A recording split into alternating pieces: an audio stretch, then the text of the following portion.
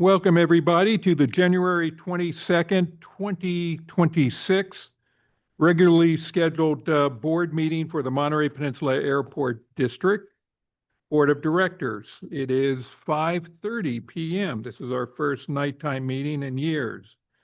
If you haven't done already, please either silence your cell phone or put it on silent mode or turn it off. And I have a roll call, please. Director Amati. Present. Director Gaglione. Here. Director Pick. Here. Director Leffel. Here. And Chair Miller. Here. Pledge of Allegiance. Mark Wilson, can you please lead us in the pledge? I just wanted to throw everybody off. I pledge allegiance to the flag of the United States of America and to the republic for which it stands, one nation, under God, indivisible, with liberty and justice for all. We got to get rid of this chair. He's a wild card. Yeah. That's right.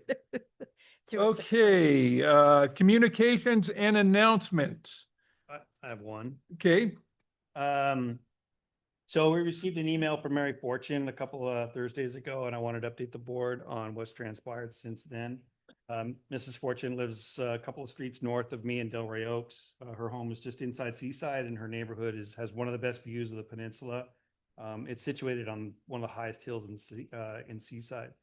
It's also, like my house, in the downwind leg of the standard pattern of Monterey. Monterey standard pattern has a downwind leg for both runways 10 and runways 10 and runways 28. And that is on the north side of the airport. So that when an aircraft comes in and they're coming in for a standard visual approach, they will always enter from the north. Mrs. Fortune is highly educated. She's eloquent. She's a problem solver. I've been corresponding with her for a few months. I've really grown to respect her and like her. She does her homework. She asks thoughtful questions to better understand situations, operations, and regulations. And in the January email stated that 2 aircraft used by Aerodynamic Flight School were flying on safe pattern altitudes without squawk codes. And her references were a visual observation that she made from her house, and then also information that she garnered through the tracker apps.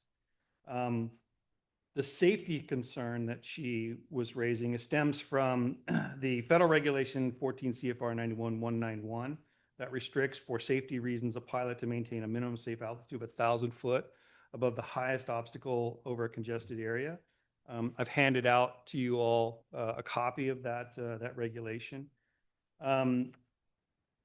Mrs. Fortune is correct in that with no place to land, flying below 1,000 foot over a congested area offers very little response time for a pilot to respond to an emergency. However, in the aerodrome, the airspace immediately around an airport, a pilot flies a standard, stable visual approach, stepping down from pattern altitude to runway elevation, with consistent visual references along the downwind leg, the base leg, and final legs in the pattern. And CFR 91119 provides that exception, and that is in the first sentence there. It says, except for when necessary for takeoff and landing, and then it goes into the restriction. And so that's there so that in the case that you're in the aerodrome and you are taking off and landing, you are allowed to actually transcend below that 1,000 foot. So I know that this is very frustrating to Mrs. Fortune. We've talked about it at length, but it's not something, and I want to kind of stress this thing, and I have tried to, as best I can, convey this to Mrs. Fortune, but the FAA is not going to change this because this is standard practice. This is a standard pattern altitude in every single airport in the world, and it's used in the world, and it's what every pilot must master to get their first license. And coincidentally, it's why aerodynamic students are making pass after pass, touch and goes, is because the only way to master that skill, mastering that standard visual approach, is through repetition. There was also a suggestion in the email that, that instructors and teaching the students, the instructions were teaching the students to disregard and flagrantly ignore good neighbor practices. Again, I understand her frustration. I live in the downwind lake, so I hear every single one of these planes that is bothering the community. But if an instructor is working out an inconsistency in their student and they see a student just needs 2, 3 more trips in the pattern to solidify that sight picture or that visual, or that process flow, they're going to take it. They're going to do it. And the FAA promotes that. And it does this because it builds consistent, stable, safe flying. So there was also a question on the training aircraft operating with zero visibility, and what I believe Mrs. Fortune was referring to was the generic squawk codes that are given to all aircraft staying within the pattern. The flight tracker apps cannot identify a specific aircraft without a specific squawk code, which is only given when you leave the aerodrome. So basically, all of this has been discussed with Mrs. Fortune, many times, and again, I enjoy these conversations that we have.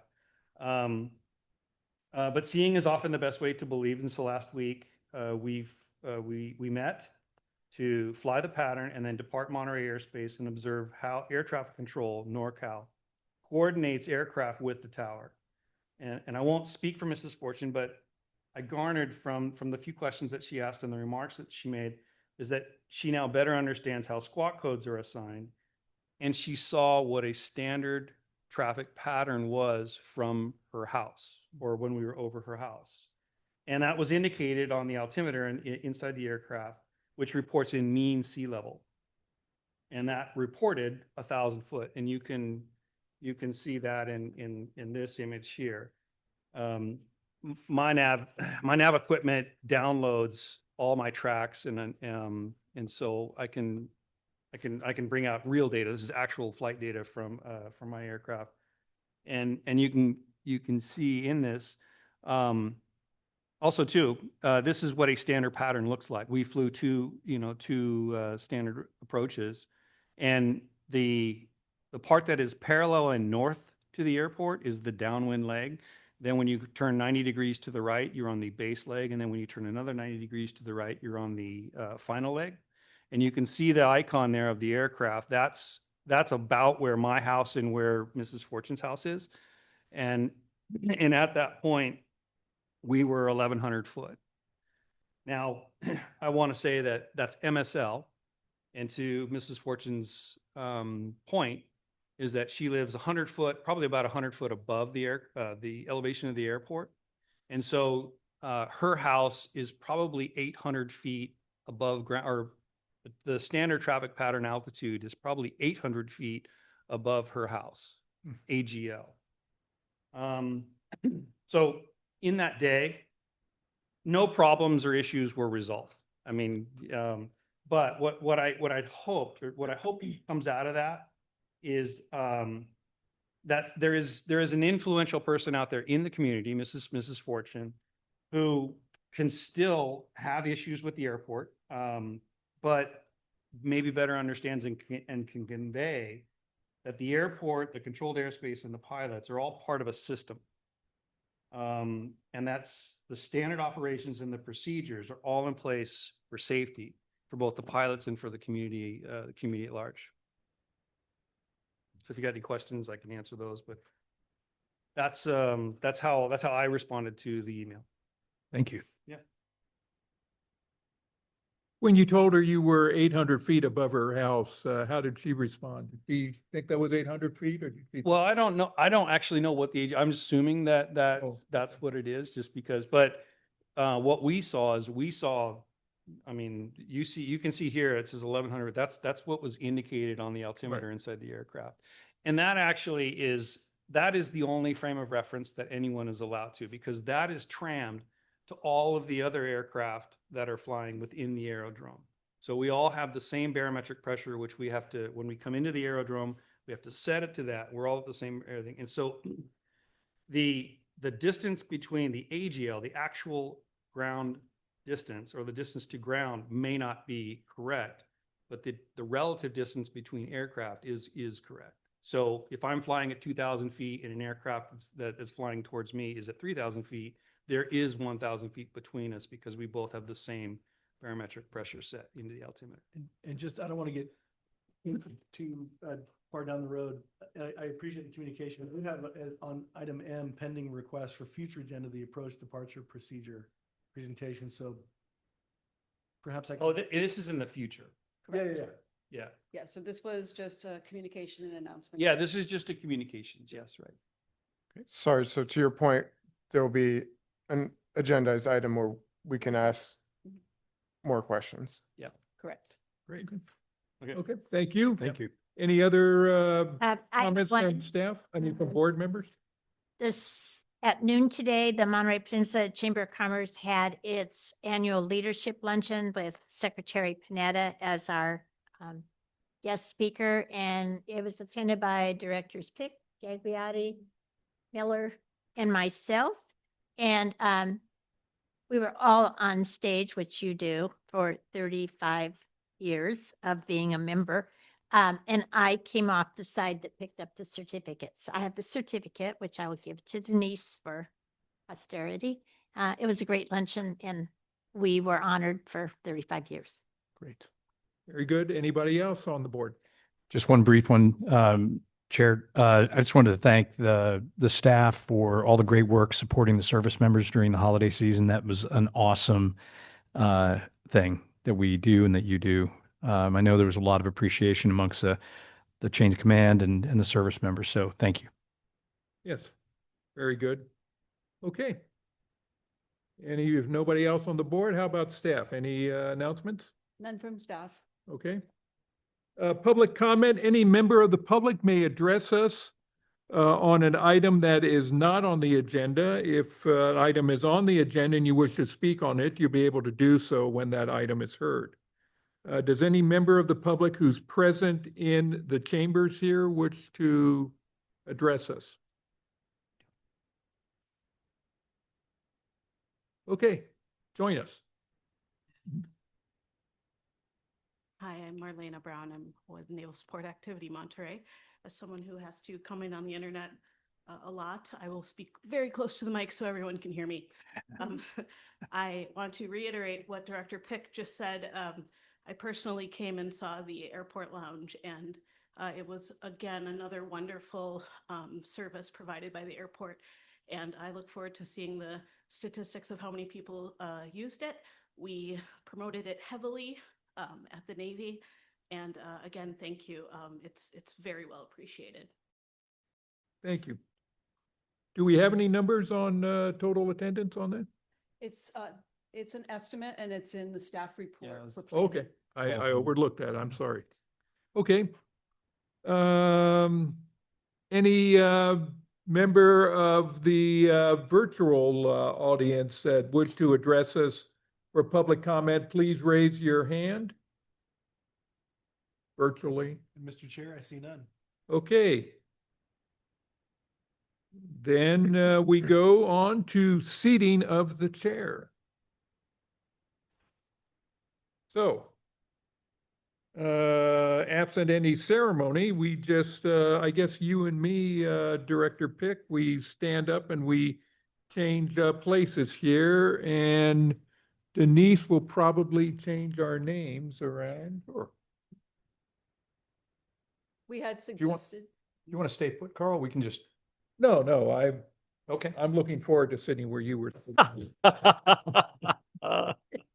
Wants to be closer to the snacks. It's not a target when I'm gonna miss they that. come through the door, you know? It's- And Mr. Chair, whichever one of you is technically the chair at the moment, I'll go ahead and say for the Record. For the record, thank you. That's the word I was looking for the record. That this is, this procedure is spelled out in the governance manual, that it is an automatic, the vice chair becomes the chair. And so this is not something out of the ordinary. This is not something this is something that was put in place about a year ago. And so, Mr. New Chair, the floor is all yours. Tally ho. And the best of luck. Here, let me give you the gavel, which I never used, by the way. Oh, well. The 8-timer, which I never used, but you're welcome to that. Thank you.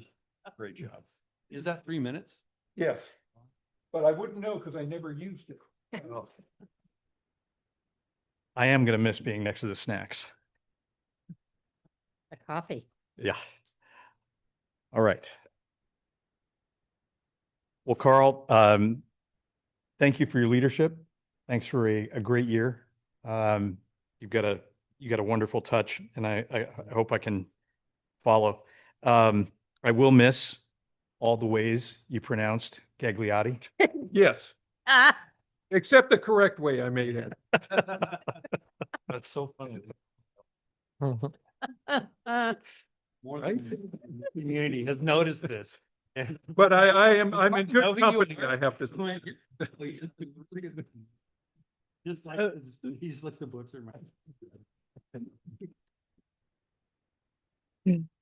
All right. And with that, to my fellow board members, I'm really looking forward to working with you this year, and what an exciting year ahead. And to our great staff, the same. So thank you in advance for all the support and help to get us going. All right. Moving on to selection of chair pro tem. So being a relatively new board member, still learning a lot about the district, and having learned a lot from Carl, my nomination for vice chair for this year is Mary Ann Leffel. And I'm hopeful that we can have a motion and discuss that amongst the board. Okay, I move that we nominate Mary Ann Leffel for I'll second. vice chair. Thank you. So we have a motion by Director Miller and a second by Director Gagliotti. Any discussion? Public comment? Thank you. Does anyone in the chamber here wish to make a comment? Anyone online? Mr. Chair, I see no hands. Thank you. Seeing none, we'll close public comment, bring it back for a vote. May we have a roll call, please? Director Amati, Aye. Director Gagliotti, Aye. Director Leffel, yes, Director Miller, Yes, and Chair Pick. Yes.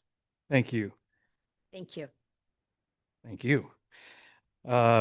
Okay, on to consent agenda. The consent agenda consists of those items which are routine for which a staff recommendation has been prepared. A board member, member of the audience, or staff may request that an item be pulled from the agenda for discussion. One motion will cover all remaining items. With that, we'll open it for public comment.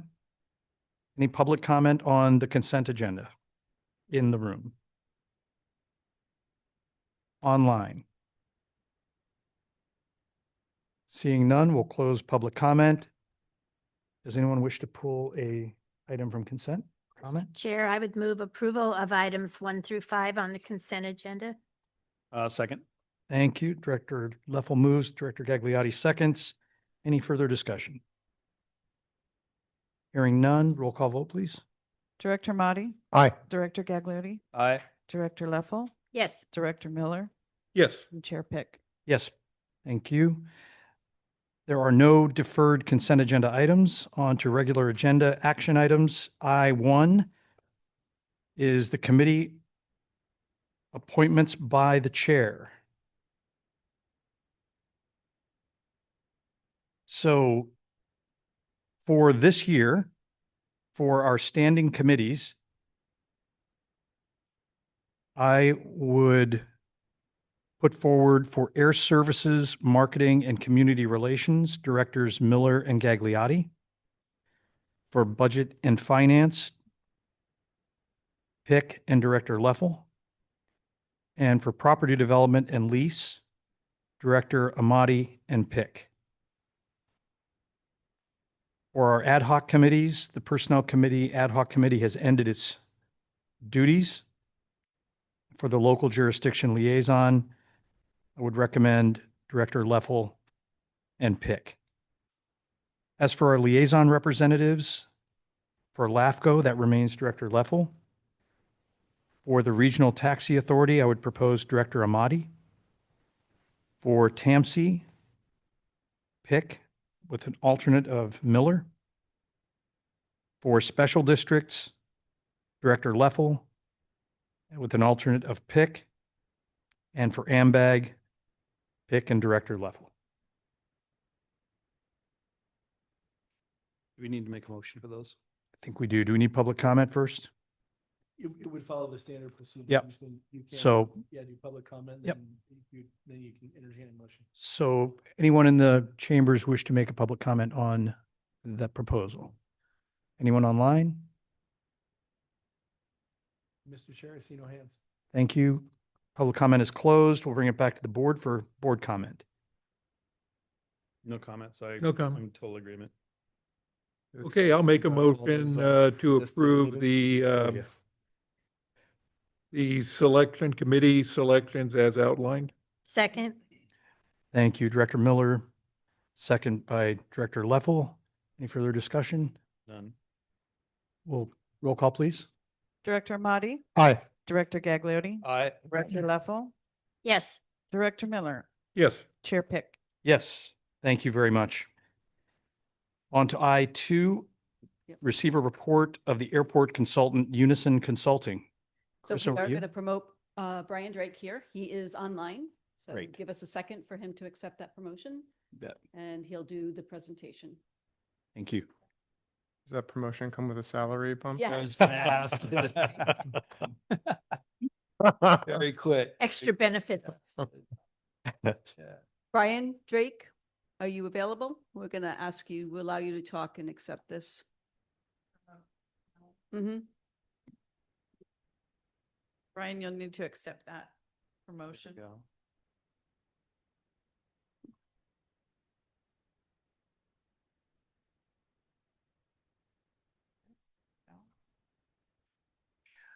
There we go. Hello, can you hear me? We can. Yep, we got you. Okay, perfect. I'm Brian, going to share my yeah. screen. Yeah, you can share your screen. That'd be perfect. Okay.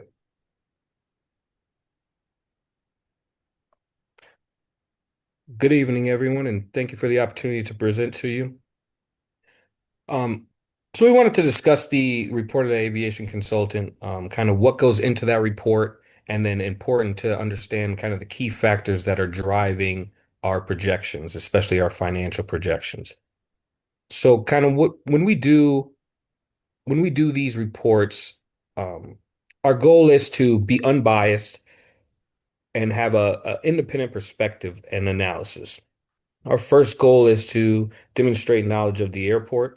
So that's going to include describing the airport's operations, describing the airport's facilities.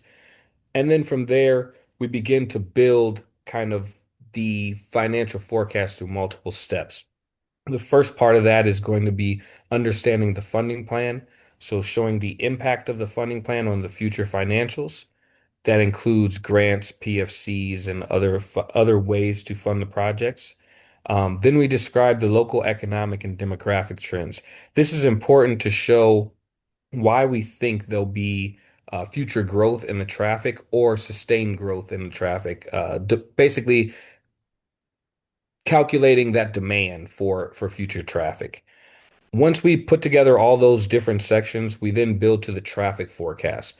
The traffic forecast is going to be largely driven by things like income of the local demographics, uh, GDP, so overall economic factors, not just local but national.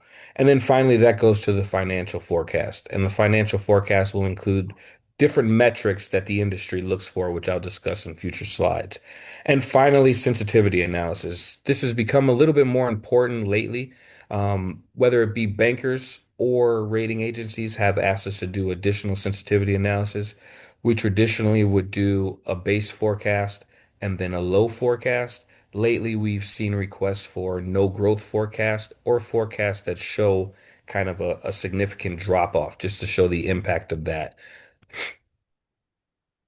The capital improvement plan. So the table to the or the graph to the right shows kind of all the different funding sources that are included in this project. I want to highlight this because this is very unusual for a terminal project, especially.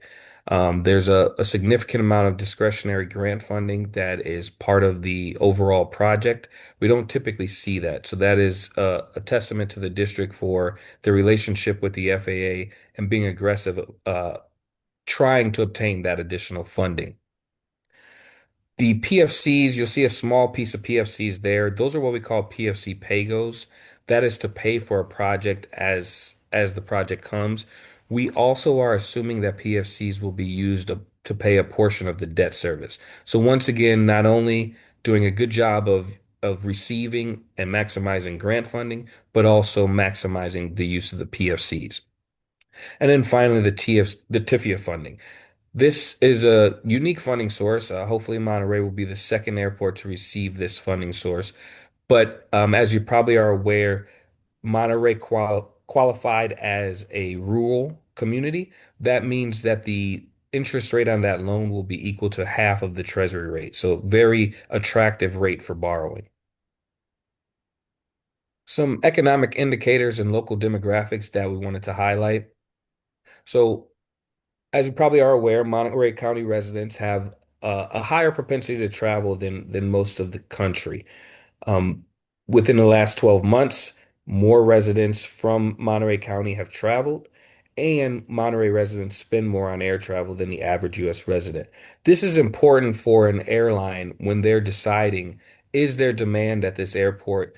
Can I receive the yield that I need to serve this airport? So being able to have this more of a desire to travel and more of a desire and willingness to spend more for that travel is important for the airlines when selecting or adding additional traffic. So Monterey County also residents earn about 26.2%. I'm sorry, 26.2% of residents earn higher than $150,000. This is greater than the US average. Once again, very important when determining future traffic growth. Higher income areas, one of the things that is directly tied with travel is high income. Median household income is significantly higher in Monterey County than the US average. And just wanted to highlight that these income figures are understated. And the reason for that is many people in the area have second and third homes. Their data is not able to be included in these figures. Your primary resident is where your income data will be calculated. So anyone, if this is their second or third home in Monterey County, they cannot be included in this. So as I mentioned, this grossly understates the income that is in the county. Another important thing when determining future traffic is a large employer base.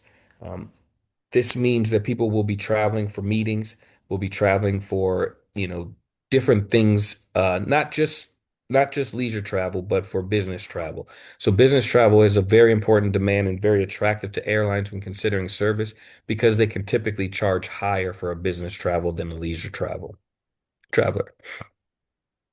Another important factor is the age structure. Monterey County has a younger population in the country and the state.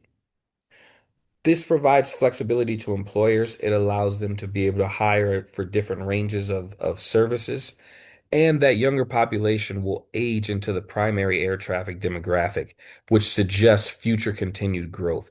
That primary traffic demographic is the 25 to 54 range. So as you can see on the table, Monterey's a little bit lower there when compared to the country and the state. However, we do expect that to continue to grow Monterey's portion. As you see, the 15 to 24, Monterey is higher than the state and the country. So in summary, for the economic indicators and the demographics, they do support strong air travel demand.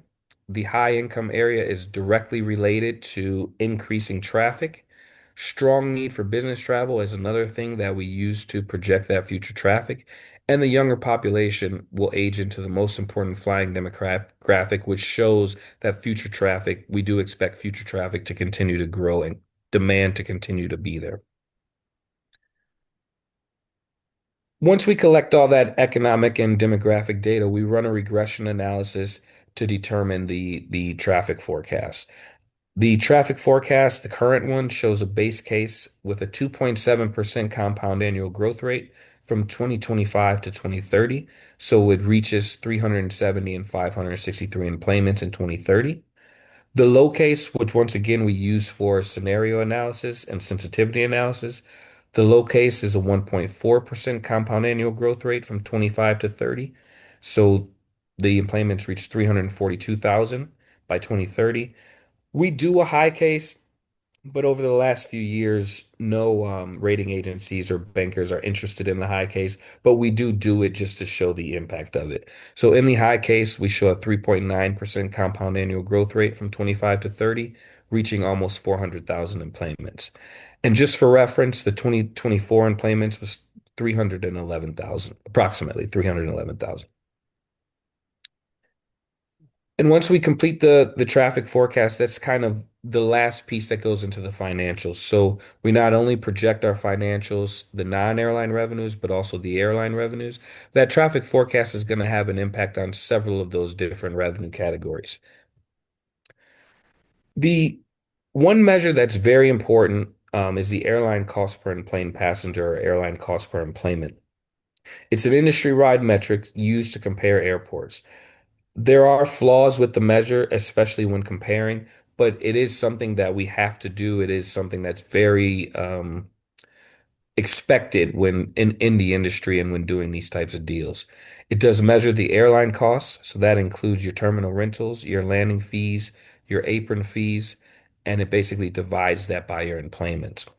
Wanted to show you just for reference some peer airports. You'll notice that red bar is all other non-hub airports in the country with a $10.06 CPE. Now that includes non-hub airports in different areas of the country, so they might not have as high a cost as California. So it's just wanted to show that for reference. The other airlines that, or I'm sorry, the airports that I've chosen here are Santa Barbara at 944, San Luis Obispo at 1017, Sacramento at 1477. I'm sorry. San Jose at 1812 and SFO at 3214. And here's where we project Monterey's CPE to be. So this is using the base forecast, and we are showing it reaching a high of 1463 and $20 and I'm sorry, in 2032. One thing I want to highlight here, those CPEs on that last page, so back here, these CPEs are for 2024. It's very difficult to get updated data on CPEs, so we typically have to get old data. So what's not reflected in these CPEs is that most of these airports will be doing additional capital projects, and so these CPEs we do expect to rise. So when comparing to 2032, a $14.63 CPE we think is very competitive and a very reasonable CPE, especially considering that it will include a brand new terminal. Debt service coverage is another important measure. This measures the airport's ability to pay its debt obligations. The industry standard is 1.25 times debt service or senior lien debt. The master indenture establishes the required debt service coverage level for each deal, and MRY's required level is 1.25. You'll see here a very healthy debt service coverage, even in 2032, that shows once all the debt service is on. So you'll notice kind of that in the middle of the table, total debt service line. In 2032, we do hit 4.6 million in debt service. You'll see the PFCs being applied, and you'll see CFCs being applied. A CFC is basically a fee charged to the rental car customers. And so if there is a portion of the terminal that's related to the rental car, that CFCs can be applied to that. It can only be used for rental car related pieces of the deal. So you'll see very healthy debt service coverage. Also wanted to show you a sensitivity analysis. This shows the top portion of the table shows the base case scenario. The middle section shows the low scenario, so that lower employment level that I showed a few slides back. And then it shows the increase or decrease as a result. So you'll notice the important factors here with the lower scenario, with the lower employment level, you have lower net revenues. That's because employments drive things like parking, rental car, concessions, less passengers, less revenues from those items. Also, could potentially mean less airline revenues as well. In this case, it does. and then also that reduces your debt service coverage. Lower revenue compared to the debt service will reduce that debt service coverage. And then your cost per employment will increase because that employments are the divisor in that calculation. So when you have lower employments, that increases that cost per employment. But 1543 and 2032, it's still, in our opinion, going to be pretty competitive to most other airports at that time. Costs are rising very fast at other airports, and we still think that's going to be pretty reasonable. So, in summary, the project, in our opinion, is financially feasible. The impact of the capital program is not expected to reduce airline operations at MRY. In fact, we expect it to increase, to continue to increase, and the projected costs are expected to be in line with peer airports' future cost. So, with that, if anyone has any questions, I'd be happy to answer any questions. Thank you, Brian. Great. Brian, thanks for a great presentation. Why don't we start with public comment? Does anyone in the public wish to comment? In the room, no? Online? Seeing none? See no hands. Thank you. We'll close public comment, bring it back to the board, and start with questions down here. John, do you have any questions? No, actually, thank you for that presentation. I think Marianne and I have had some advance to seeing a lot of this in the Finance Committee over the past few months or so. And yeah, everything looks great. It does look great. It looks great. Yeah. Thanks, Jonathan. Yeah. Marianne? So I just want to thank you so much. And you and I know, this was my background, but I never did a $50 million deal. I was capped at about 20. The presentation is fabulous. It looks to me like you took every single aspect in that you could possibly have. And I like the fact that you didn't just go for the high end, like the pie in the sky of this is what it could be. It all looks really, really doable. And I love the cost per employment because I think, I mean, we know that San Francisco is going to have to take down a whole runway and reconstruct, and God only knows what their costs are going to keep coming in at. And Santa Barbara just flooded and had to be closed for a few days. So I think we're in just such a good sweet spot on this whole piece. So I cannot thank you enough for really clear, even if you didn't have a background in this, I think it's very readable and able to understand it. And I want to thank the staff. I know how much hard work goes into gathering all the information and getting it to the consultants. And I just really appreciate it. So thank you all. Thank you. John? I don't have any questions. I had them before, but they were answered in the presentation. So thank you, Brian, for that. One thing was in there is that Santa Barbara is considered a hub airport. Is that Santa Barbara would be considered a non-hub. non-hub? Yeah, that's what I was surprised to see that. But it was outside the non-hub airports. But anyway. I'm sorry, it was included in that average. In the larger one, but Yeah. it's okay. It was just a curiosity question. That was all. Thank you. Carl? Have we heard anything? Thank you again for the report. Very comprehensive, very well done. Have we heard anything new on TIFIA? We've been working with TIFIA. TIFIA is in the due diligence stage. We are re-engaging them. Brian Gallucci from PFM has been speaking to them to kind of restart the process. We expect that they will be requesting us to run various scenarios with the financial model. They had sent us a few scenarios maybe a month or two ago. We did complete them, but haven't heard back, so we'll continue to work through that process. But we do expect to have some scenario discussions with them. Okay, thank you. Brian, thanks again for a great presentation. I've got no questions, and I would just add my thanks to the staff, not just for the preparation of the report and all the data that it took, but we're only here because of years of your work. Yeah. So thanks for putting us in a position that is so positive. You're here. And I would add that interestingly, the Monterey Chamber picked this up on their chamber newsletter and talked about this analysis and pointed people to Oh, this right. report. Fantastic. So I thought that was really interesting, that they found it very, really interesting and picked up what we're doing as, what are they saying? Monterey Regional takes lead on economic development strategy. Awesome. So I thought that was an interesting piece. Very nice. Yeah. Where did that appear? I'm sorry. It was a news blurb, one of their e-newsletters that the chamber puts out. Okay. Thank you. All right.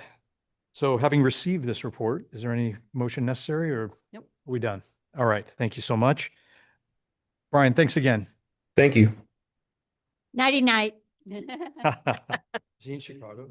And I would remind Yeah. you, you as a board, approved the contract with Unison, quite a bit of time ago to be able to get us to this place. You also approved a contract with PFM, who I believe are online or. Oh, yeah, they're still online. So they're here to also support the next couple phases, and also approves the contract with Ballard Spar, who is our bond counsel, and Ben is here to help walk us through the next couple steps. Yeah. But these are all, we've been putting this all into place over the course of the last 18 months. Yeah. Fantastic. It shows. It really shows. It does indeed. Thank you. All right. On to I3, adopt resolution number 1920, a resolution approving, authorizing, and directing execution of a joint exercise of powers agreement relating to the California Municipal Finance Authority. We will open a public hearing for staff presentation and public comment. So I hereby open the public hearing. Over to you. And Ben, yeah, you'll have to bring it close to you. Can I, Chair, can I ask one clarifying kind of understanding of it's a housekeeping. I just want to understand kind of what our process. So we open this public hearing. We are going to be asked to review and potentially join a JPA. And then the JPA is then going to, and again, if we approve resolution 183, that the JPA then executes this, is that? I think I'm waiting on this pitch. Is to this, fully I mean, is that, understand it. okay. I would say, use this as your. Yeah, I mean, Right. I did, I was looking at that, but I just want to understand kind of what the food chain is Yeah. here. Yep. It's a good question. For the first part, which is the TEFRA hearing, before we open hearing, the TEFRA hearing is a requirement under federal tax law. Right. The purpose is just to solicit any public comment from citizens who are in the project is being financed. Yeah, you gotta get really close yeah, to that. excuse me, sorry. Yep. Can you hear? Oh, okay. Yeah, I'll hear Yeah, you I gotta online. give it a little kiss. Recording. So the TEFRA hearing, we'll open that. So I have a few prepared remarks on that, and then if there's no public comment, that hearing will be closed. Then you would proceed to consider the resolution authorizing your membership to California Municipal Finance Authority, Got it. Which is a JPA. which That's is the the JPA. JPA, Yeah, right? right, yeah. That enables the financing. And then the second resolution that's listed is related to all of the financing documents and actually the financing of the project. And then we are joining the JPA because it is the JPA that has governance over all of the subsections of the resolution, or all the, I guess, the buckets that are within it. That's right, correct. Okay. Got it. Awesome. Okay. So we'll open the public hearing. Over to you, Ben. Okay, great. So I just have a few prepared remarks. My name is Ben Vernon. Thank you. It's 6:15 PM Pacific time on Thursday, January 22nd. I'm with Ballard Spar LLP. It's a law firm. We serve as bond counsel to the district. This public hearing is being held to comply with the Tax Equity and Fiscal Responsibility Act of 1982, as amended by the Tax Reform Act of 1986, otherwise known as TEFRA.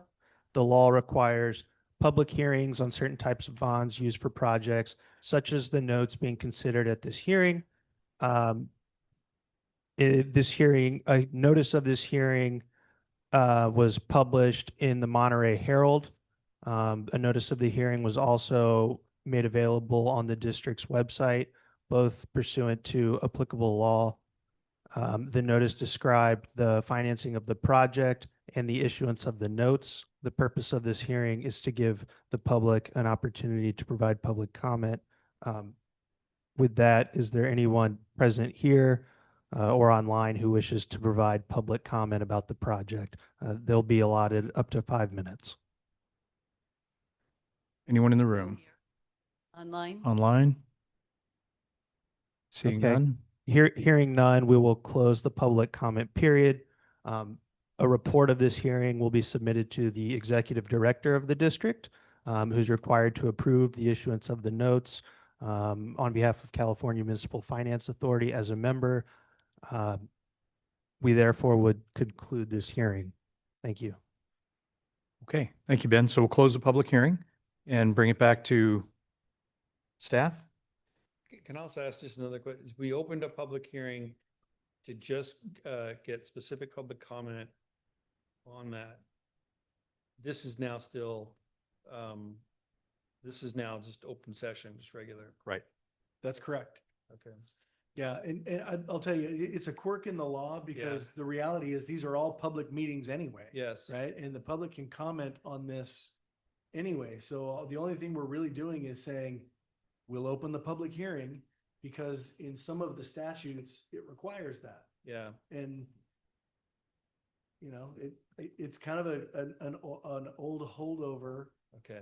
from, I don't know, medieval times, I think. I'm not really sure. I Yeah. really don't know, but it's, Because yeah. the purpose of it now with modern technology really is nothing. Okay. Aren't they given longer times though to make a presentation or an argument to us? It depends on the subject matter, but sometimes they can, but that's not typically that way. Typically, they follow the standard of whatever the time limits are for the agency they've adopted. But the other thing is you do publish it in a publication That's, when you don't normally publish the regular. that's, Uh, correct. That's the activity. major thing that still happens. Yeah. Is it gets published in a local publication. Got it. Okay.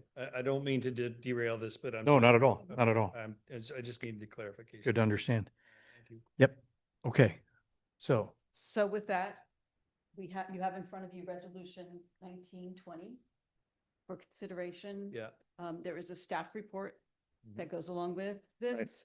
We would, remind you that we previously held a public hearing on July 17th, 2024 and adopted this process. The board gave us the direction that this was the process they wanted to move forward with as it related to the loans that we needed to take out. So again, we'll answer any questions you might have as it relates to resolution 1920. But that's. okay, I had one question on exhibit A. Oh, I'm sorry. that's all right. But, yeah. That's okay. Yes. You are spring-loaded. I love it. I spent all day yesterday just reading and I actually got more confused. Let's start with you. Go ahead. So we have this example from Santa Maria. This was in here for what purpose? Was this just to show us what the language would be in a typical JPA agreement? So that is the actual is that the one from 2004? Yeah, right. Yeah. Okay, yeah. So So it's- exhibit A. Yeah, it is an old agreement.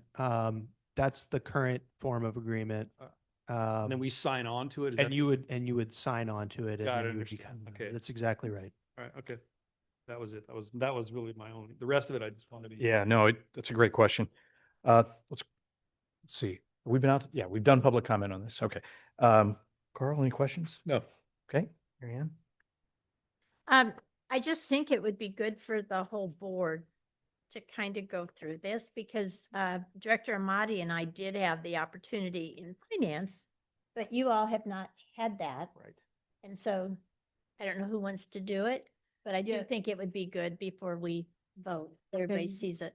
Because that really is related to the next resolution. This is Yep. the steps and the attachments to the second resolution that you Right. got. But I want to make sure that we do that so that people Yeah, we understand. just have to get to the JPA. I'd like that. I think this action, as I understand it, is join the JPA. That's That is Right. correct. Then the next agenda item Mhm. is that line diagram Yeah, right. executed, Yeah, yeah. Yes, or whatever it takes to execute that. that is correct. Okay, so let's get the briefing on that next agenda item. Is Yeah. that all right? Good. So Anything else? I'm good. Thank you. Thank you, Carl. No, I think to Marianne's point that it is important to understand kind of why we're joining the JPA as a part of the plan of finance. Yeah. Okay. But I do understand that it is technically part of the next piece. I'm fine either way. We had plenty of time to talk through it, Yep. so it's really up to the rest of the board. I'm okay moving on. Okay. Any issues briefing that now? No, not at all. All right. So we'll bring that up. If we have no more questions, I mean, I'll make a motion that we, uh, is it Adopt. okay right now? We can. Any issues with that adoption? And then we'll go to, okay. We If- understand it. We Exactly. just want you all to understand it, why we're. I will doing it. understand this Okay. before I vote on the next one. I don't feel a need to understand this for the vote to join. Right, I mean, exactly. what I'm saying. So I kind of want to get to this. Yep, right? okay. So, So let's stand by. is that we adopt resolution 1920, the resolution approving, authorizing and directing execution of a joint exercise of powers of agreement relating to the California Municipal Finance Authority. Second, Okay, Gagliardi moves, Leffel seconds. Any further discussion? Hearing none, roll call, please. Director Amati, Aye. Director Gagliardi. Aye. Director Leffel, yes, Director Miller, Yes. Chair Pick. Yes, thank you. Okay, on to resolution number 1833-A, a resolution of the Board of Directors of the Monterey Peninsula Airport District approving a public hearing related to its interim revenue obligations payable from airport revenues, authorizing the issuance and delivery of interim revenue obligations, and approving the execution and delivery of certain documents in connection therewith and certain other matters. We will open a public hearing for the presentation by staff. that's correct. If I do set one red line edit, which is for page 2 of your resolution. And you'll see Okay. there's one change that was made. So if you want to just replace Thank page you. 2. Thank you. of the resolution. So this, In the, yeah, in the pocket. Page 2 of the resolution.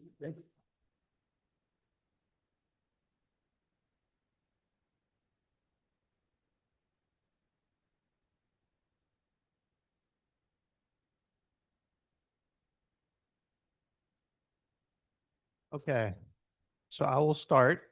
Thanks again. I'm Ben Vernon, bond counsel, so my firm is the primary drafter of these documents along with the rest of the transaction team. In your staff report, under the analysis section on page 3, you have brief summaries of each of the documents. And I think those high-level points are sort of an easy way to start to understand this kind of web of different documents. I'm going to go a little bit out of order because I think the important document to start with is the indenture of trust. It's listed as number 5. The indenture of trust is an agreement between California Municipal Finance Authority, who is the actual issuer of the notes being issued in $50 million. That agreement is also with the bond trustee, who represents the holder or purchaser of the notes. In this case, Barclays Bank, pursuant to a purchase contract, which I'll get to in a second, under number 6, would be purchasing the notes being issued under the indenture of trust by California Municipal Finance Authority. The second document I want to go to is the installment purchase agreement under number 4 of your staff report under the analysis section. Because California Municipal Finance Authority is what we call in the bond business a conduit. Sorry to interrupt you. Yeah, that's okay. Where's the staff report? It's, if you. It was right before the right other before one. Number 3. The staff report for number 3 is for 3 and 4. Ah, It's for both items 3 and 4. So it's Thank one you. staff report for both items. stand by. Let me get that's why we need one Mhm. first. I3 and I4. Yep. Tracking, sorry. That's okay. Okay. Please continue. Okay. So California Municipal Finance Authority issues the notes under the indenture of trust. California Municipal Finance Authorities, their only obligation under that indenture of trust is to pay revenues received from the district under this installment purchase agreement. And that's the agreement under number 4. California Municipal Finance Authority and the district enter into the installment purchase agreement. Under the installment purchase agreement, the district would agree to pay to California Municipal Finance Authority in installment payments of interest and principal, the amount required to be paid under the notes under the bond indenture. So that's kind of how you get from the district being the primary obligor of the notes it's through the installment purchase agreement. As I mentioned, there's a purchase contract. The notes that are being issued by CMFA in this transaction are being purchased by Barclays Bank pursuant to the terms of the purchase agreement. CMFA and Barclays would enter into the purchase contract. There's an attachment to that purchase contract, which is a letter of representations. That's sort of the key point for the district, which includes just a number of representations that the district is making in terms of its ability to repay its obligations under the installment purchase agreement. I'll pause there. Let me pause there and ask if there are any questions, and then I'm going to get to the master indenture. So Jonathan. I was going to say, Mark, why don't we pause there and then talk to the graphic a little bit of the ones that you just highlighted in the staff report. Just 1 second. So what I was going to do is share with the board my understanding of what this says based on how Mark explained it to me. Okay. If that But now he's in going to simple explain. terms, but if Mark is going to if do it, he's then gonna I do don't it- need to. Yeah, Yeah. thank you. That would have been great. Be happy to. Horse's mouth, please. Be happy. Okay, so here's a more, the most straightforward way to think about this. As Ben stated, CMFA is the conduit. Okay. So CMFA basically issues these bonds and says, I've got $50 million worth of bonds. Who wants to buy them? Yeah, okay. Barclays says, I'm raising my hand. I want to buy them. Okay. So CMFA now, because they're the issuer, has the obligation to like pay the money back and pay interest on those notes. CMFA is a conduit, so they want to just be made whole. So they make the installment purchase agreement with the district, and the district basically says, if and as payments are due under the notes, we'll make you whole. And so CMFA gets the money, they send it down to the trustee sends it to Barclays is happy. Yeah. Okay. That was very helpful. Yeah. What protections do we get from this authority, this municipal finance authority? I mean, why, it's here for a reason. It's a management, I mean, it's there in the middle between us and a lender. What is it? Why is this? Is it a state requirement, or is it? Yeah, it was a determination we made under your Enabling Act to use them. They're a very frequent issuer of municipal securities in the state. Okay. So that was kind of the determination that And it's that this authority has the ability to issue municipal bonds. That is they do, yes. yeah, that's not something that, and again, maybe I'm just getting too far in the weeds, but that's not something that generally a jurisdiction would do themselves. We would not issue our own. They can. The process that would be followed would be different. Yeah. We thought using CMFA would be really easy. They do this all the time. Yeah. We were, my firm and I a lot would of firms. probably were- appreciate it. Yeah, That's yeah. right. Yeah. May I, Mr. Chair? Please. So it also, for us, it gives us and the lenders and the bond market, it gives everybody an opportunity that somebody else had eyes on this, Yeah. that they felt that it was Okay. valid and could get repaid. So it's for me, it's just an extra layer of people with the expertise to have looked at everything and feel comfortable with it. That gives confidence to Yeah. Everyone. Barclays. It gives confidence to us. So I think it's just to me, it's just really a really good process. And when you look at districts all over, they do it because this is a big reach for us. This is a big reach. So this really gives everybody, I think, the extra layer that everything's going to be good. I'm not questioning the wisdom in doing this. I'm just questioning, Just trying to understand it. yeah, Yeah. yeah, I got it. And Director Gagliardi, if you go back to the previous resolution that you just had Yeah, and that attachment A, you can see all. yeah, of oh, yeah, no, I the saw that, entities right, that exactly, have yeah, and it's done everyone in everything. California, so, yeah. Yep. Okay. Thank you. So just to keep track of this, we're still in the public hearing phase? We are. No. No, Mm-mm. public hearing. Oh, we closed it. The TEFRA hearing with respect to number one is closed, correct? But there was, did we open another public hearing? Yes, This public hearing was open, so you're doing a That's public right. hearing on item number 2 now. Got it. correct. Okay. Yeah. We're in public hearing on item number 2. I'm happy to close it when we need to, but I just want to make sure we're still there. It is still open. So do you, before we bring this to, for more questions, then, do you have anything else to add before we go for public comment? Yeah, it's really up to you. I'm happy to talk about the master trust indenture. If you'd like me to, if you feel like you have a good understanding of the financing, then we can go to public comment. Let's go to public here's what I'd like to, just the way we did the last one.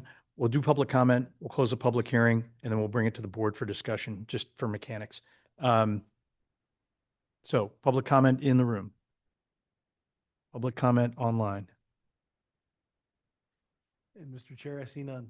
Thank you. Seeing none, we'll close public comment and close the public hearing and bring it back for questions from the staff or presentation by the staff. So Ben, what's your pleasure? Do we have questions for the bond council? I'll start down here, Carl. Yeah, go ahead and explain the master trust indenture. Yeah, the master trust indenture. So the district will enter into the master trust indenture with the bond trustee. The master trust indenture is kind of the home to all of the primary financing terms and your covenants, your debt service coverage test, your ability to issue additional obligations, your insurance requirements. There are a whole host of different covenants under that master indenture.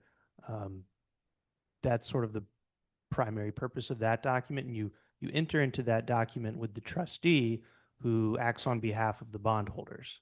Okay, this is coming, yeah, I mean, the bond, what's inside of this is basically terms and conditions that the bond, that, the issuer, or not the issuer of the bond, but the purchaser of the bond, wants, correct? That's correct. Correct, and it also covers all future financings that the district may enter into. So specifically, it'll cover TIFIA and it will cover the GARBs that we do in the future. So it's a living thing. I mean, we just keep bolting things into it. Is it, once it's done and approved, is it locked or is it at all amendable? I mean, Yeah, it is amendable. There are mechanisms in the document that allow you to, for example, if an error or an inconsistency or deficiency was found, you would be able to amend the document yourself without any consent required of the holder of your security. If you change material terms, then you have to go to the holder of your security and get their consent.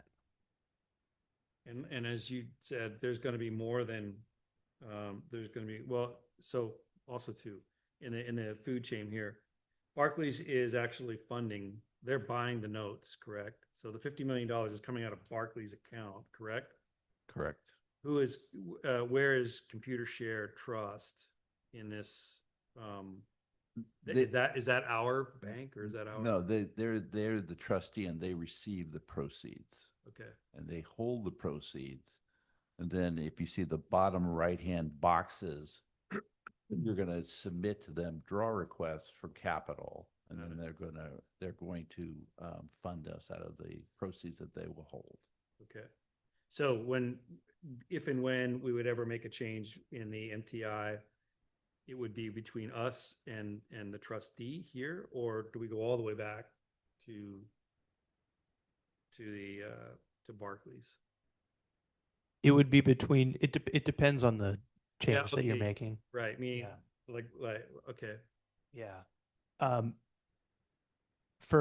should have mentioned, I think there is a provision in the MTI. While Barclays is the holder of your note, I believe their consent is required to any change under the MTI. all right, okay. When we do if and when we do a longer term public sort of bond financing, that provision, it would be a majority of the holders of your securities. Okay. All right. Yeah, it's getting clear. Yeah. No, it's complex. You good? Yes, thank you. I'm assuming you two are good. But questions, comments? Yeah, no, I think the part that was made clear to me is that the TIFIA money, which is the really cheap money that we're really after here, Yeah. they want to be the last money in. Yeah, yeah. That is a requirement. And so we needed to set up this structure Yep. Right. so that once we get this money, then we can get the TIFIA money, Yes. in which case that's when the GARBs start to come into play.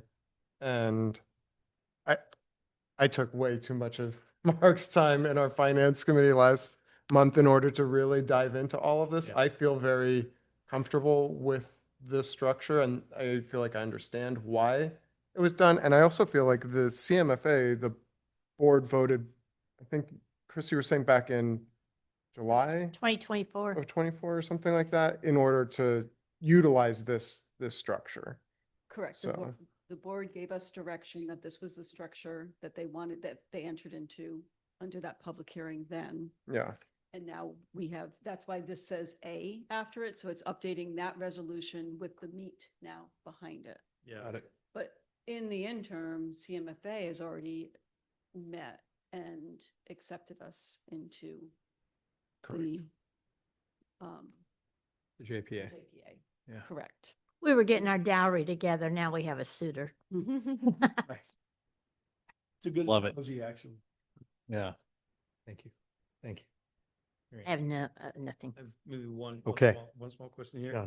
The proceeds are up to $50 million, but to kind of building on what Director Amati is saying, if TIFIA comes in and is half of that, then we would maybe only take down 25. No, we are going to borrow 50 million. Yeah.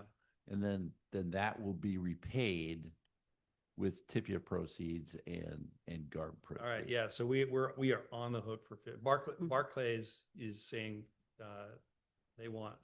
I'm giving you $50 million. Well, and also just for background, with our work with Unison, the financial model that we produced what we call the sizing number. So the 50 million wasn't just Yeah. No, it was a derived number. right. That says these are the proceeds that accomplish two things. It gives us the money precedent as a condition precedent to getting TIFIA. Yeah. And it also allows us to continue to construct the project with adequate funds until the time in the future that we close on TIFIA. Okay. All right. Good. Yep. Thank you very much. Yeah. Absolutely. And John, at the time, we did not know anything about Right. where the estimates of the terminal Yeah. would come We in. didn't have guarantee. So we just Fine, went to fine. 50 million to give ourselves enough cushion Yeah, I remember that. that then we could work within that framework and, work with our architect and our general contractor to make sure that they didn't get outside of there and bring it all together. So Yeah, we did. Yeah. they did. 2024 was a holding of 50 million, just to give everybody top. So Thank you. All right. Carl, anything else? No. Okay. Thank you. All right. Ben, great presentation. And I Chris? think I would add, we might want Brian just to speak to where we're at the moment too. Yes. Brian Galucci. Maybe you can give us kind of an update on, I mean, specifically where we are with Standard Poor's, which is Yeah. one of the elements that is of this deal. And I think you have an update for us that we'd all like to hear. Sure. Can you all hear me? Yes. Yes. Great. Good evening, all. Sorry to not be there with you in person, but if you can hear in my voice, I picked up one of the bugs that is going around, so didn't want to bring it all to you. Thank you. Yeah. So one of the, there's a number of pieces that we are trying to kind of put together here. One of the requirements under the, agreement with Barclays is to receive a credit rating from S&P, who is a rating agency, and to some extent, we are asking for a little bit of I'll call it an oval peg in a round hole. And so while we don't believe that there is any credit concerns on behalf of S&P, and in fact, I think the presentation that Unison provided earlier speaks to a very strong credit story. We've been working with S&P to make sure that they give us the right type of rating. And as of earlier today, we believe that they will. They've committed to do that. And so we fully expect that they will not just give us the right kind of rating, but hopefully they'll give us the right rating level that we seek. So, a lot of work done on that front, but as of today, it sounds like we're moving in a positive direction there. Good. Awesome. And lastly, I think we had talked that we would have the final GMP, Yeah. but we have one item left to bid. So we're still at that 99 million, which is what we've always been thinking we would Yeah. be at. And then really, it's the common use platform, which is really the crux of how the airlines are going to move passengers, how they're going to board them, how they're going to check them in, how they're going to give them their bag tags, all of those components. And it's just taken us a little bit longer to make sure we get the request for qualifications and proposals details correct. So that one's just been a little heavier lift for Hensel Phelps, working with the architects and our staff to make sure that the details around that are good. But everything else has been bid, and we are very comfortable that we will be at or below that 99 million. So Good. that will come back to us, if not in February, in March for sure. It just Excellent. depends on the timing. Thank you, Chris. I had a question on the TIFIA amount. It was said earlier. Go ahead. Yeah. So it's pinned on the it's the 10-year yield, right? The 10-year trust or treasury. It's a 30-year treasury. 30-year. I mean, that's all going down. When it's set, does it float with the treasury, or do we get that locked in at the lower rate? It's locked in. There is an ability to kind of refinance it should that rate go precipitously lower, but it's locked in at that time. And that's one of the advantages of TIFIA is you can lock the rate in even before you make draws from them. So you don't you don't pay interest to them until you make a draw, but the rate will be locked the day that we close the loan. I mean, all things are going in the right direction for us for that, in that. Yeah. Okay, thank you. Good. All right. Ready So for a motion? I think we're ready for a motion. Let me just clarify. So when you're making the motion, you're making it with the second page that we just gave you that has one additional red line in it. Right. So one thing I wanted to make sure you understood.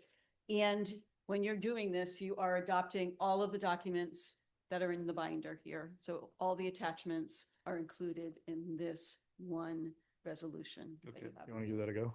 I And- do. All right. And board members, just for the edification of the public, Yes. the red line in that one document I'm sharing the screen right now. It's Yeah. literally adding just a phrase to a sentence in section 7, which says to mature and to subject to redemption and tender. Which Understood. means Well, that's way above my pay grade. I just. It means we're gonna I- pay, right? Yeah. Right, everything's covered. I mean, It goes all the way to maturity when we pay. Okay, give it a shot, Okay, please. I would like to make a motion that we adopt resolution number 1833A, a resolution of the Board of Directors of the Monterey Peninsula Airport District approving a public hearing relating to its interim revenue obligations payable from airport revenues, authorizing the issuance and delivery of interim revenue obligations and approving the execution and delivery of certain documents in connection therewith and certain other matters. And included in that is the red line edition that we were handed this evening that had a correction in in section 7, where it was added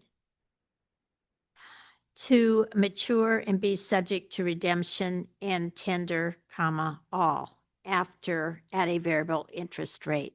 So that is the motion. Okay, Second. thank you.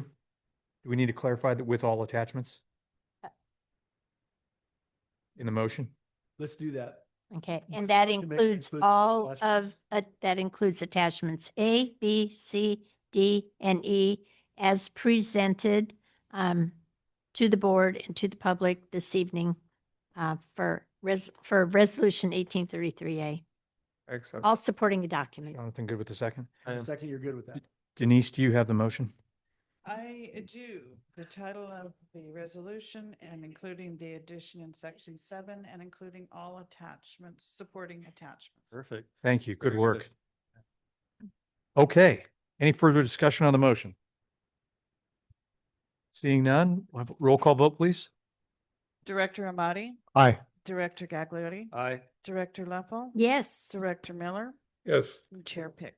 Yes. Wow. Thank you, Ben. That was, and Mark and Chris. Yeah, you guys are, I mean, this is huge and this is one of the more complex projects I've been involved in, at least, so I'm Sure. really impressed with the staff. Very, Chair, do you mind if I ask Please. a quick question? of course. So now that the resolution has been passed, what's the timeline for CMFA to issue the bonds, Barclay to give them the money, and them to give the money to Computer Share? So our timeline at this point is, the first step would be the execution of what we call the BPA, or the purchase contract, where basically Barclays agrees to buy the issuance by CMFA. That's currently targeted for Tuesday. Wow. And the closing could be as early as the following Thursday, if not Friday. It really kind of, I think at this point, is just dependent on getting S&P to give us the final rating and what their timing is on that. So when you say the But- following, you're talking about like No, the end of the month, Of the same week, correct, next week. The 29th is the. Yes. 29th to 30th. That's our target. When does the debt service clock start? The clock starts when the closing is. Yeah, When okay. funds are transferred, yes. So, and also to remember in this transaction that the absolute interest expense is going to be partially offset by the earnings that we're going to get on the funds that the trustee is going to Is hold. there going to be an, And so until we There. use those funds, you just have that spread between Yeah. the long-term rate We and get the short-term interest. rate. So, But it's not actually cash going out, it's just being accrued and then that will be, or will that account actually be paying the interest? so Okay. we will be getting interest. Computer Share will invest the money in permitted investments, which are Yeah. basically AAA rated risk-free investments. Yeah, And then every month under the indenture, yeah, the district will be required to make installment payments to CMFA. Okay. CMFA will send them down to Computer Share. Computer Share will give them to Barclays as their monthly interest. and we'll be making those payments out of that bucket of money, correct? We can make it out of the bucket of money, or we can just make it out of our own cash. So, Do we want to do that? I mean, it's probably a longer conversation or. yes. All right. Thank you, staff. Thank you, board. That was complicated. Yeah, well, And I- That completes regular agenda items. Yep. I will- On to board reports I'll and let Brian know that he can, and anyone else online that was here for this activity. Ryan, thanks for tuning If in. they'd like to. Hope you feel better. And Yeah. then think- Thank you all. But you are welcome to stay if you want Want to. to, too. If Yep. if you'd like to do that. Look, there he goes. All right. We won't be sad. We won't hold it against you if you leave, Ben. Ben, are you, when are you going back to LA? Okay. All right, so on to board reports then. Ad hoc committee reports, local jurisdiction liaison. Marianne? I do have a report that Director Pick and I had conversations with Mayor Donaldson out of Delray Oaks concerning the brush clearing on the perimeter, the land that we have that is adjacent to Delray Oaks. And we were happy to report back, and I'll let Whitney give the timing because I don't have it on the top of my mind, but Mayor Donaldson was very happy to hear the progress and hopefully the resolution of this. Indeed. It went out Thank you. actually in the Delray Oaks, rag. Acorn? Yeah, or no, it was they in the email they send all the residents. Oh, nice.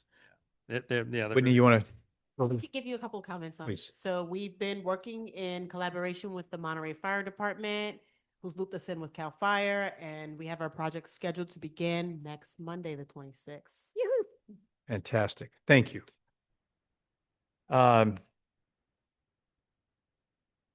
Local representative reports, LAFCO.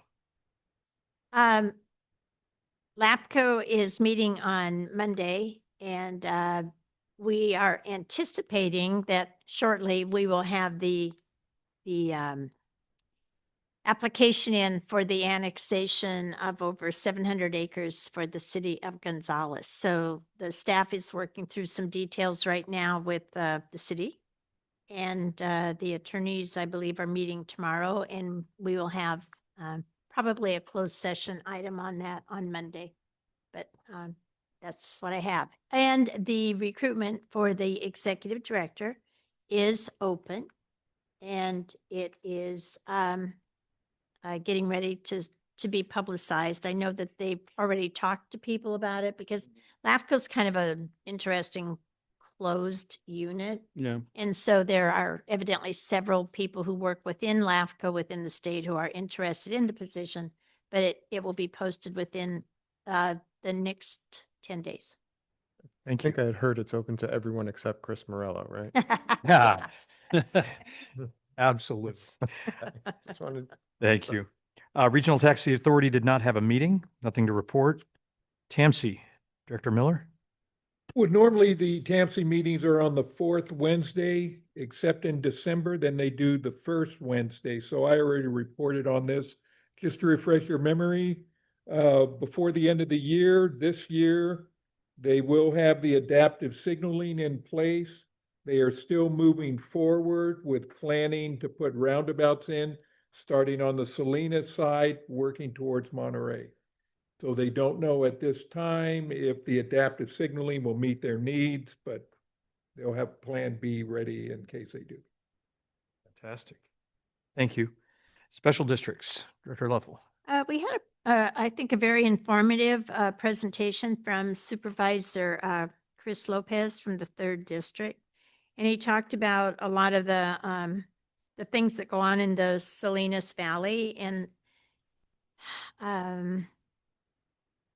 it's all about politics. He did talk, I think we had quite a spirited discussion about the fact that Amazon is building that large facility on the south end of Salinas, and that there were no requirements for any road improvements coming out of there. So Amazon's commitment to the city of Salinas is that they will come out and they will turn left and go back past into the city of Salinas and then go up Airport Boulevard to get onto 101.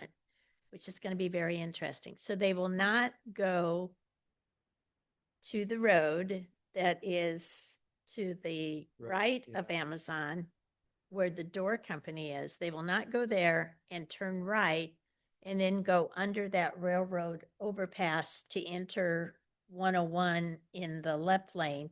Instead, they're going to go up and go Airport Boulevard and over there and turn to get on to 101 in the right lane, either going north or south. So gonna be- Yeah, and right. it would probably be a place to be avoided. There is under SB 827, there is the new training that is being required for all of us and for staff financial training. And CSDA is sponsoring the first round of that on March the 4th from 1 to 3. And I was going to ask if any of us want to get signed up for it, Yeah, I'll probably do it. that we could get signed up. I think we did that. What did we already signed up for? Yeah. No, that's different. It's different. It's different. We signed up for a leadership kind of thing. It's not the finance webinar I signed all of it for March 4th. Mhm. I believe Yes. so. Okay. So you got, yeah, you heard about it before. So, Because it was Correct. free, So whether you went or not. Yeah. So Okay, everyone so has been March signed 4th. up Got it. for it. Perfect. March 4th, 1 to 3, we're all going to learn about finances. They talked about a lot of the take action of what CSDA fought this last year. And the biggest thing was the CARB proposals that Yeah, okay. all districts go all electric quickly. And there are a lot of districts that have vehicles that they're not even manufactured electric, like some garbage trucks, some fire trucks, certain things, they're not even available. So to try to mandate that did not make any sense. So the back off now is to 2030, and we'll see how that kind of how it plays in. There was a talk about the raising of the cost of the meals, and it's going up everywhere, and that we allow business associates into our chapter. That has been talked about before, so it is something that we'll bring forward to the next meeting. And I don't have any problem with it because they pay some dues, and that helps offset the cost of everybody who attends. We did have an election of new officers, which we have every year. So the new chair for the next year, I was the chair pro tem, so now I am the chair, automatic. The new vice president is Tom Moore from Marina Coast Water District, who's been a really good attendee, and he also has been the chair off and on for the last 15 years or so. Rick Burbonic is the new treasurer from Pebble Beach Services Company. He's been the treasurer probably 10 years. And the new secretary is Ken Clemmy from the Soledad Healthcare District. And his staff member, because he's also the executive director of the Mosquito Abatement District, his staff member Kelly is the person who does do all of our RSVPs and do everything. So it was a natural that he'd be the secretary. So that was the election. Good. Let's see, I'm out thing. What's the one that's coming up? What's the one that's coming up? What's coming up? The guy, the liaison, I guess, the Sacramento liaison? Or Speaker of the next meeting? no, in special districts. Always gives the update on, Oh, Rochelle. that's, no, it's not, no, it's a guy. It's Vince Vince Vince Ferranti. Ferranti, yes, right. His seat's up. Yeah, so Vince Ferranti is the You could run. the representative for our region, which is a little larger. It's San Luis Obispo and Santa Cruz and San Benito County. He has been our representative for several years, and his seat is up. And he was asking that people support his reelection. So if anyone is interested in that, then he would be our representative on Cal State district associations statewide. I think it requires a quarterly board meeting. They usually do them in Sacramento. Yeah. And maybe get around to the district and visit some of the other districts. There is, Kate McKenna gave a little report, which was interesting, that Big Sur Fire Brigade and Big Sur Fire are two nonprofits down there, and they are talking about maybe merging. They're both nonprofits. They both have total volunteers. And so that they're talking about maybe merging theirs and maybe becoming a district. So that's just kind of swirling around. I actually sat on the state ledge committee now for CSDA. And so I will keep you all, even when we haven't had a meeting, I'll keep you apprised if there's something that came out of that on bills that they are tracking. Rochelle said there are about 2,000 new bills every year. It winnows down to about 600. And out of that, this last year, I was on that tracking committee. There were about 4 that they were really watching that would have a huge impact on districts. The one that, and it didn't impact us at all, was the change in the Brown Act. And that change in the Brown Act, they fought it hard, and it ended up, it's only impacting the really big districts, like the big LA districts, the big San Diego districts. We don't have any population base big enough in our area that it would impact us. So anyway, it was a good meeting, and our next one is April 21st. And I don't know who will be the speaker yet. It may be Speaker Rivas. So I put out the invitation. We'll see if he can make it. Fantastic. Thank you. MPAD. MPAD was quite a meeting. MPAD is doing its new transportation planning for up to 2050. And we're like a footnote. So I am going to ask, when we do future agenda, that we ask Heather to come here and present on that, because I think they really need our comments. And we'll see. And they took our comments really well last time and included the airport, but right now it's not included. They're so focused on surface transportation that they don't think about us. Yeah. So anyway, it was a good meeting, and it was a good presentation, but I think that you all would benefit from hearing it. And they were called on it. They have not really matched the RENA numbers to the transportation numbers. Yeah. So there you go. All right. Thank you. All right.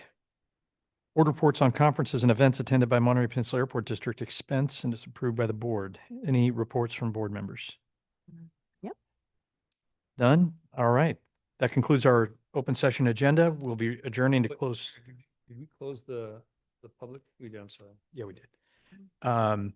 We'll be adjourning to closed session and then reconvening to open session to report out any reportable action. So we are adjourned from open session. We'll reconvene in closed. You ready?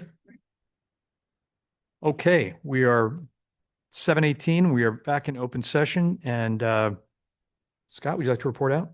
Yes, as to the one item in closed session, a claim was presented by Morgan & Morgan Law Firm on behalf of Sheila Candler related to an alleged dangerous condition of public property. Motion by Board Member Gagliotti and second by Board Member Leffel to reject the claim. The vote was 5-0, unanimous in the affirmative to reject the claim. No votes, no abstentions. Very good. Thank you. That concludes the regular meeting. We'll adjourn our regular board meeting. We are adjourned, and we are going to convene a special. Sorry, there is the one pending request for the Oh, future. sorry. Thank you. You're welcome. So, And I would just like that we have AMBAG here for the presentation. If you all are in agreement, if you would like to hear it. pending requests, I'm sorry. MPAD? For AMBAG to do the presentation on the 2050 municipal transportation plan. Great. Great. Good. Yep. John? Yes, please. Any? Carl? You good on future agenda items? Yeah. Very good. Okay, thank you. So we are adjourned. And we will reconvene a special board meeting. So it is 7:20. The reason, or the purpose for this special board meeting, Got to stop this one. So Oh, we're done. yep. We're going to finish this one.